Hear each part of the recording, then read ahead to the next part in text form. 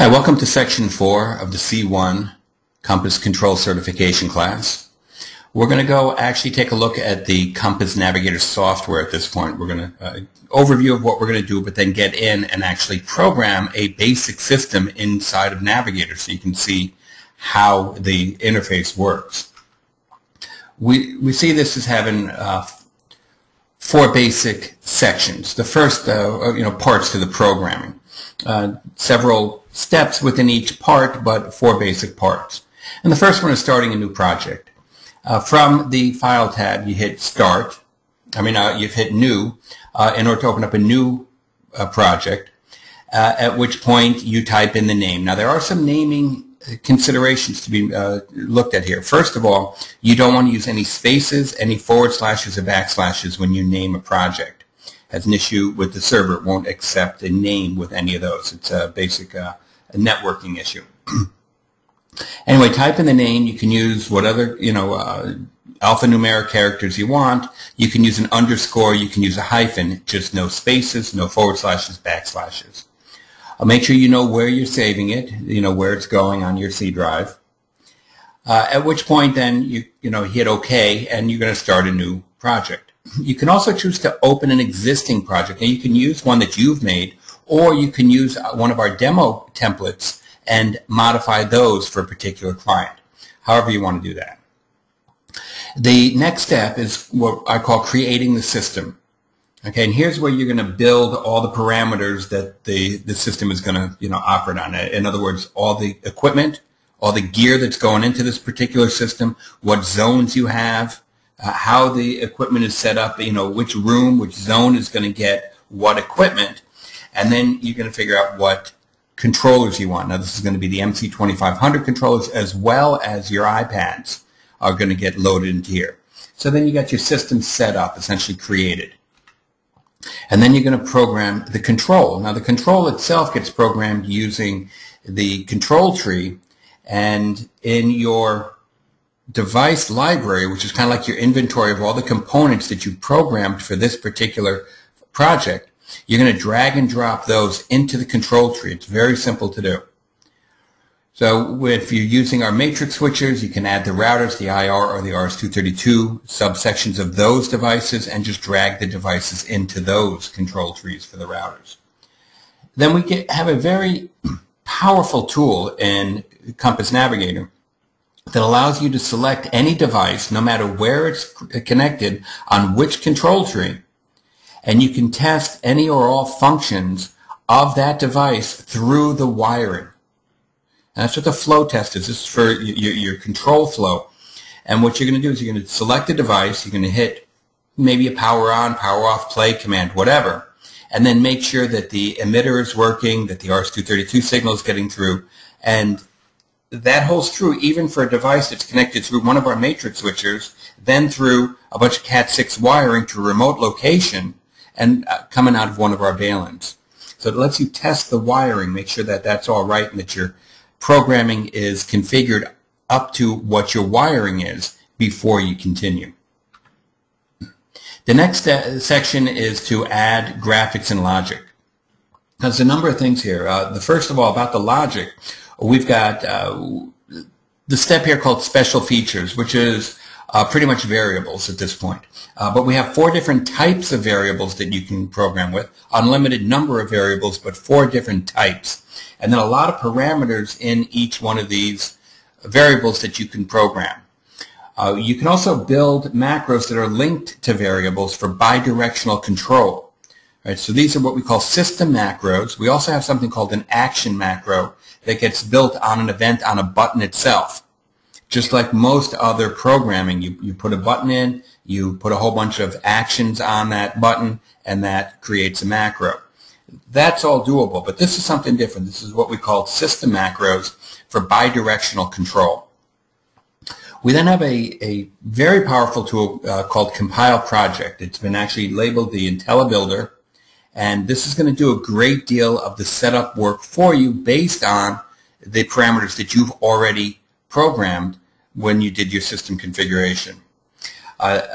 Behind that, then, all individual buttons can get edited or added, and then events can get placed on those buttons, and then action macros can get built on those events. So let's take a look at Navigator software real quick. What we're going to do is we're going to launch the Navigator software. I actually have it already launched. But we're going to go through the basic steps of building a simple one-zone system. Okay, I'm going to show you all the steps to create that system, how to add the components, the zones, the setup flow, and then I'm going to demonstrate what we call the IntelliBuilder feature. So this is Navigator. We already took a look at it, so you should have a pretty good understanding. Across the top are my ribbons, and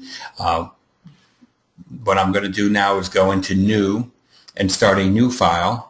So we're going to go ahead and call this, there we go. So now I've created a new file, and I'm going to go right into Program and start programming. I hit System Configuration, and what it does is it pulls up 3 windows. Now, as we talked about, each one of these steps, as we go through them, is going to pull up a different set of windows.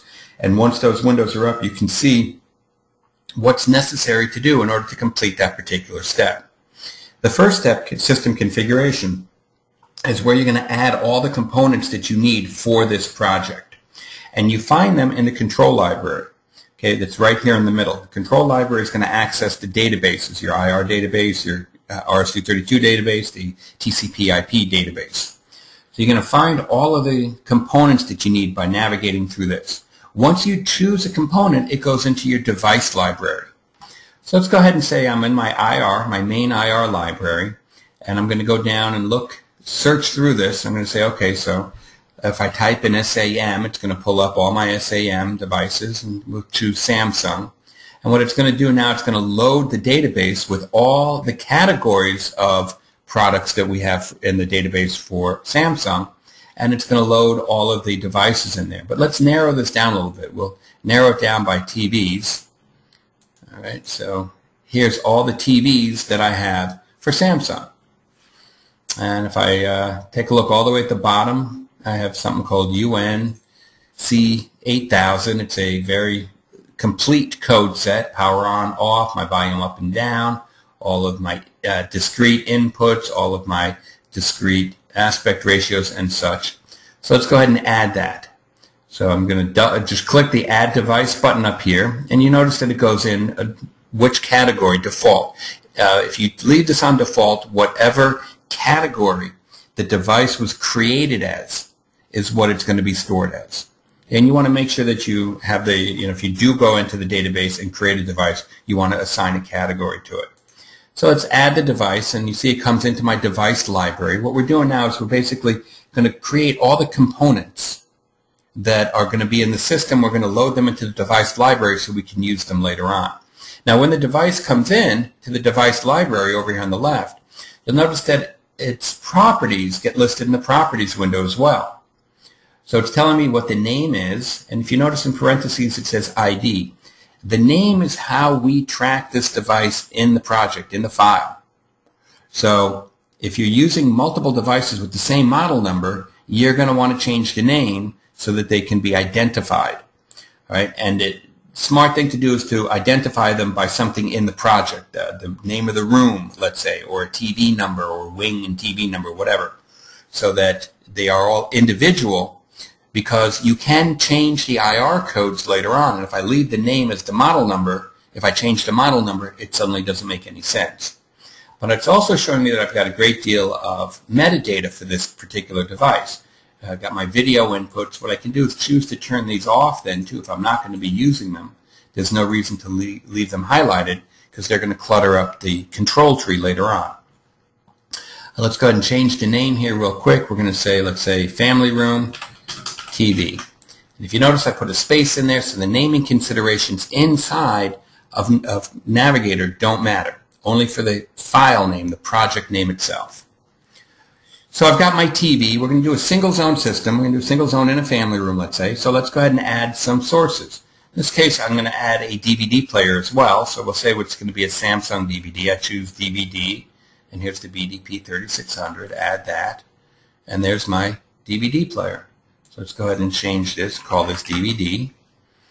And let's say perhaps I want to add a satellite receiver. Well, I want to change my device type because if I go searching for DirecTV, there are no DirecTV DVD players. So let me choose all types. Now I can go up into brand name and type in DIR. It's going to pull up DirecTV and all the model numbers of every type.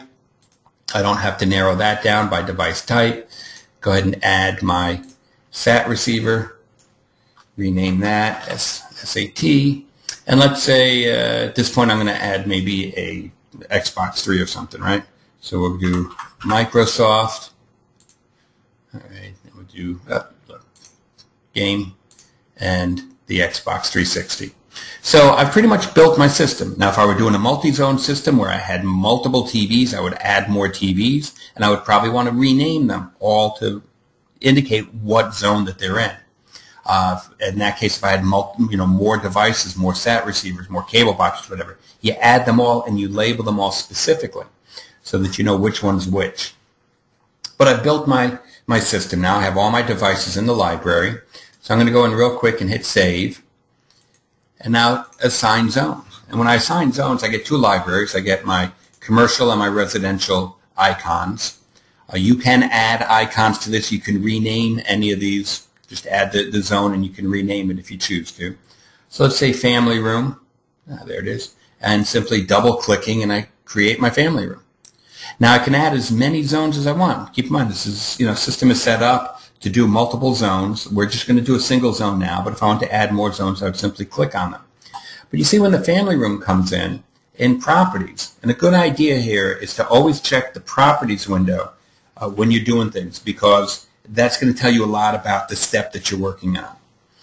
So I've got my video, right? I've got my family room zone is set up as a video zone. But I can make it an audio zone if I had a separate distributed audio system. I could do lighting and HVAC, as well as I have other things like shades, drop in a screen, a lift, what have you, or other as well. And what that indicates over here in my tree view, it's showing me that this is a video zone. And that's going to allow me to build the zoning of this particular system. And what do I mean by that? I mean, let's figure out what equipment is going to be dedicated to a particular zone and put it in that zone. Right? Now, you could skip this step entirely and just go into your setup controllers and then your flow control. But what this does, it sets up the shortcuts, in the compile project using that IntelliBuilder. If we know what equipment's in which zone, it really helps us out a lot. And we do that work in zone construction. So here's my TV. My family room, which is a video zone. I'm going to add the TV to it then. Simply drag and drop it into the video aspect. If I had audio in that zone, I would have another tab on that, which I would drop all of my audio equipment.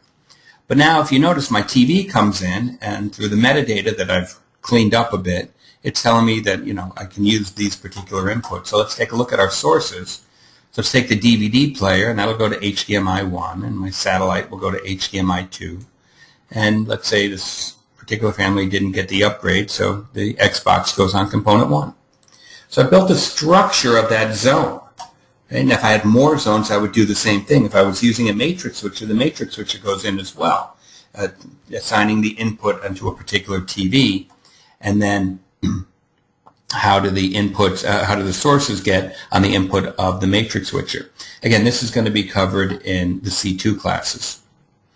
So real quick, save, back to programming, and I'm going to set up my controllers, meaning I'm going to add my MC2500. So let's go ahead and add one of those. Just click on it. And if I select the MC2500 in the device library, I get my properties window, tells me about this device. And in this case, now I can choose, am I using RS-232 or IR for particular input? Is it a sensor or a trigger? And do I have too many inputs? Can I turn some of them off? All right, in this case, I'm not going to use the relays, so I can go ahead and make those invisible. Now for the iPad, I'm going to add an iPad, but what I really should do is name this first.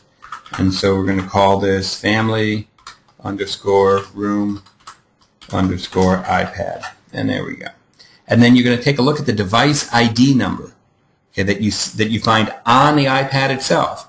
Go to the setup screen, hit registration. It shows you that the device ID, and just type that in, whatever number that is. You hit iPad, and it loads the iPad.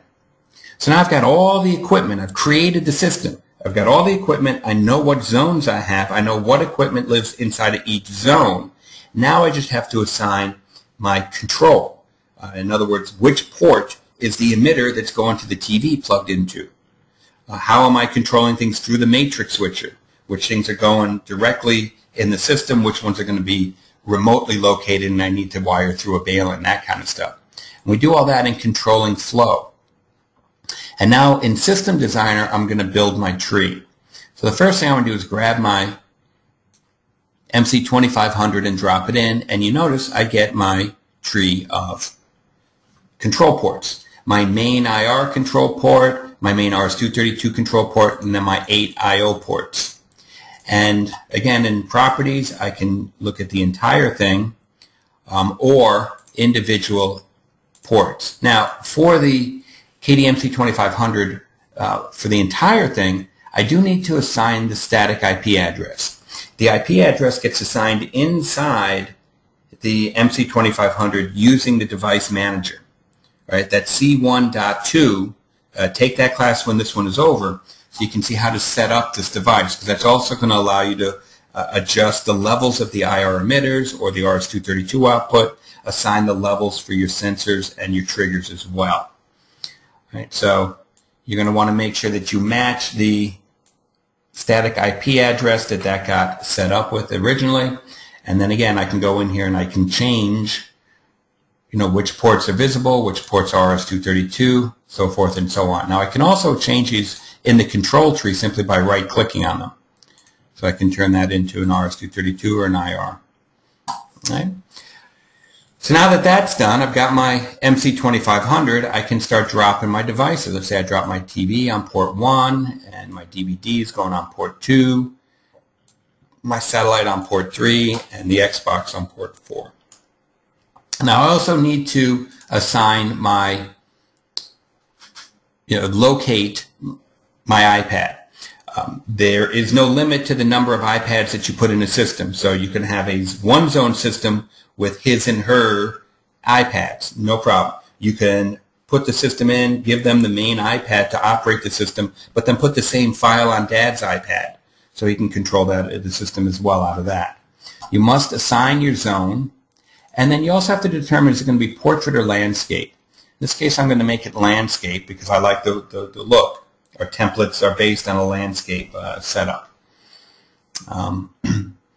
Additionally, I could have multi-zone system that's controlled by a single iPad, or I could have multi-zone system where each zone gets its own iPad, or some zone gets their own, but other zones, the iPad controls all zones. It doesn't matter. It's very flexible. It's however you want to set up the system and each individual iPad. But when you do that, again, make sure that you set it to either portrait or landscape and that you assign either all zones or individual zones. So now that that's done, we're going to go and take a look at, we can do flow test first would be the next thing, which would allow me to control each device, test my signals through the existing wiring. I choose the family room, I can hit the power on, hit the little green button that's the test, and it's going to send the power on command through the wiring. Again, my computer, my laptop has to be hooked up to the network that the system is connected to. But then when I hit this on my laptop, it's going to issue that command through the wiring and theoretically then turn on or off this TV depending on what command I have. And this holds true even if I'm using a matrix switcher and I've got Cat6 wiring feeding a bail-in in a remote location. I can send the IR, the RS-232 signal directly to those through the wiring and therefore test the wiring before I continue. So now I've created the system and now I've set up my control the way that the signals are going to go. And the next step is going to be to go ahead and do my logic. Save this real quick. We'll go back and we'll go into special features, which again is variables. And I got a number of different types of variables to work with here. But again, this is a C2 level class, so we'll talk about this another time. If I want to build macros, take a look. Macros come up and variables window stays up as well, because this type of macro, the system macros for bidirectional control using variables. I want to poll a device. I want to know what state it's in. I'm going to get a reply from that device. I want to parse that reply, and then I want to use that reply in a variable in an if-else type statement in order to either do something or not do it based on that reply. So that's what we're looking at here. But the next step, this is the one that's really cool. Since I've set up my system properly, I've assigned the zones and I plugged everything in so I know how my zones are going to go. We've got the IntelliBuilder. And the IntelliBuilder is going to automatically compile the project based on one of the templates that have been laid out. If I look at the iPad, oh, wait a minute. I forgot to add the iPad to the system. And if you look, when you go to add the iPad, I've got different templates. And there's going to be a bunch of templates in here that we provide, but also we give you the ability to create your own templates, right? Or skip this so that it won't auto-compile. But in this case, I want to use my main zone. Let's add this to the system. Now if I go in and I hit compile project, it's going to build the interface. It grabs the iPad, it changes to setup. It's going to start building my background. It's going to add the buttons to the background. We've got 3 different layers, 3 different levels of programming that we can do here. A main page, which is like the background. Every image that's going to appear on every single page of the interface goes on this level, on this layer. The buttons themselves, on each level, I have unlimited number of actual buttons, button layers that I can put on there. Then I've got a higher level, which is called my device level, and then I've got a control level. But here, what we're doing is we're building the interface up to how the template was laid out, the template that's that demo template that you get on the iPad itself. And here we're building each individual source remote, putting all the commands on there, adding all of the IR commands to each one of those. We've already built the displays. Now I'm building my zones. If there were multiple zones, I would have multiple zones in here. I'm building all of my source buttons now, my individual source controls. And again, applying IR commands to each one of these. So it's building using the proper device image and then putting those few commands that you want on here. We've already built the main remote that we can pop up. And now we're going to build the same thing for the displays. If there was a multi-zone system, we were doing multiple displays, we'd be building multiple zones. At the same time, if we were doing lighting or HVAC, you would see all of the interfaces for those being built. Now here's an interface that applies a little bit more command options to this interface. So this is the Samsung DVD player. So it's a little bit more control on there. A lot of different levels on this. You can choose to add this, keep this, or not. We're going to build all 3 of the inputs like this. And so here's the DirecTV, and then the next one's going to be the Xbox. And once that's done, then we're going to build our overall, control of all zones. But since this is a single zone system, it's only going to build the one. But for a multiple zone system, it's going to show every single zone and give you control over all of those. And this is in real time. This is building it just this fast. You have a couple of ways of doing this. You can actually choose to do this invisibly, so it just basically gets all done super fast and you don't see it building. You can do it slower, so you can see it a little bit slower. This is normal speed. And there it's building the controls for the display, my transport functions. There we go. And now it's going to build a page that lets you choose between all of your sources. There's 1, 2, 3 sources. And then it's going to build my main zones. There's a zones page. It shows you how many zones do you have in the system. Again, if there's an 8-zone system, it would give me 8 of these. So I can go in there and I can choose between particular zones or choose to link zones. So builds all of my commands for the zone, and then this will be done. And then we can see how things are automatically linked. There we go. It's building the macros, building a few of those, dropping the commands on that so that I can swipe through things. As I swipe through my sources, there we go. It's going to automatically change those. So there's that. So my all zones, you notice that my volume is linked with my main volume. It's not. Now let me grab it. Well, but this is the interface, and the interface is now done just by hitting that one button. As long as I set it up right, this all gets done. Now what happens if I have different graphics that I want to put in here? You can go ahead and change the graphics, no problem. Suppose it's, after you've done this, you want to change a source. You can go ahead and change the source. All these will be talked about later on. At this point then, again, I can edit my layouts, which allows me to add whatever pages I want. I can add whatever buttons I want. Once I add a button, I'm going to add an event to it, and then I can add an action to it. Building these macros, these will be discussed in C2. Feel free to explore those as we go forward. The next thing is going to be check project. It's going to take a look and see if there's any major conflicts, especially through the variables and all that. There is an emulator on here. So if I hit emulator, now this is going to let me use this. On the laptop, it's going to control the system itself. So I can now go through and test the interface on the laptop and all the controls on that.